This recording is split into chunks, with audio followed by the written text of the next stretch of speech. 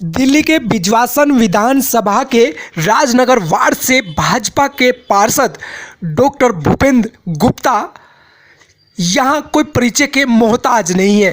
पूर्व में शिक्षा समिति के चेयरमैन रह चुके हैं, स्टैंडिंग कमेटी के चेयरमैन रह चुके हैं और लगातार यहां भाजपा के लिए कार्य करते आ रहे हैं सालों से।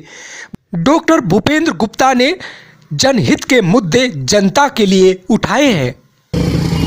दिल्ली के बिजवासन विधानसभा के क्षेत्र राजनगर वार्ड में है और यहाँ से बीजेपी के पार्षद भूपेंद्र गुप्ता हैं। उन्होंने सीधा सीधा आरोप लगाया है विधायक भूपेंद्र जून पर।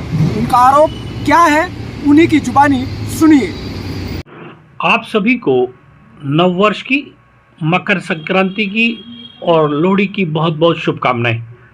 मैं आपके इस चैनल से एक बात जनता तक पहुंचाना चाहता हूं और मुझे ऐसी उम्मीद है कि आप इस बात को जनता तक अवश्य पहुंचाएंगे। हमने बारी बार एक मुद्दा जो रखा कि बिजवासन विधानसभा के अंतर्गत जो एक राजनगर वार्ड 46S आता है, जिसकी पॉपुलेशन 2 लाख के आसपास है, जिसमें 70,000 वोटर है और इन वोटर ने झाड़ू के विधायक को अपना भरपूर आशीर्वाद वोट के माध्यम से दिया और इस उम्मीद के साथ दिया कि हमें बहुत सारी फैसिलिटीज़, बहुत सारी सुविधाएं आने वाले समय के अंदर प्राप्त होंगी। मैं आपको बताना चाहता हूं कि एक भी पेंशन पिछले 2 वर्ष में वृद्धावस्था की नहीं बनी, एक भी राशन कार्ड लोगों का नहीं बना, एक भी बीपीएल कार्ड लोगों का नहीं बना। और दुख की बात यह है कि दिल्ली जल बोर्ड का जो कार्यालय है वो वसंत कुंज है और हमने प्रयास कर सांसद के माध्यम से प्रयास कर द्वारका सेक्टर 4 हम लेके आए और जून के महीने में वो वापस वसंत कुंज चला गया। क्या राजनगर की जनता इस परेशानी को झेलने के लिए है, सुविधा को प्राप्त करने के लिए नहीं? हमारे विधायक का ऑफिस भी बागडोला गांव में है, राजनगर में नहीं है। वोटिंग कार्ड यदि बनाना होता है तो बिजवासन हमें जाना होता है।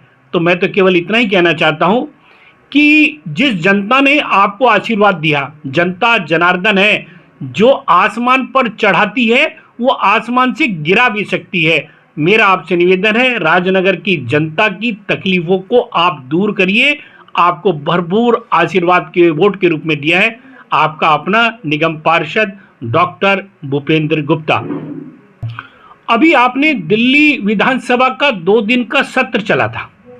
2 दिन के सत्र में हमारे विधायकों के साथ रामवीर विधुड़ी जी ने इस पेंशन के मुद्दे को रखा।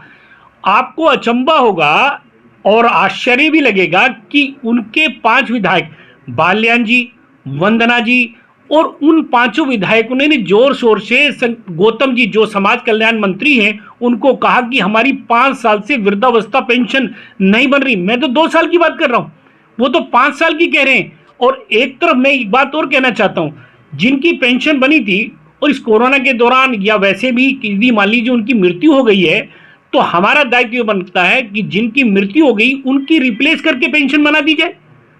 उसमें तो फंड नहीं लगेगा आपको। एक तरफ तो आप विज्ञापन पर बहुत अधिक पैसा खर्च कर रहे हैं, केवल 2,500 रुपए देने के लिए आपके पास पैसा नहीं है। जी, ये जो आप आवाज उठा रहे हैं, ये मुद्दा उठा रहे हैं जनता को जगाने के लिए या फिर अपने क्षेत्र के विधायक को? देखिए कि मैं जनता को भी इस बात के लिए कहता हूं कि आपके दरवाजे पर कोई भी झाड़ू का प्रतिनिधि आपके दरवाजे पर आए तो आप अपनी बात को अवश्य जरूर कहें, क्योंकि जनता का प्रतिनिधि जनता के द्वारा चुना गया है। और सबसे बड़ा आंकड़ा आपके सामने हो कि राजनगर की जनता ने झाड़ू को विधायक को 5200 वोट से जिताया और जो झाड़ू का विधायक था केवल 750 वोट से जीता। तो इसका मतलब यह कि जो राजनगर का अवाम है, राजनगर की जनता का ही जीत करवाने में बहुत बड़ा योगदान था।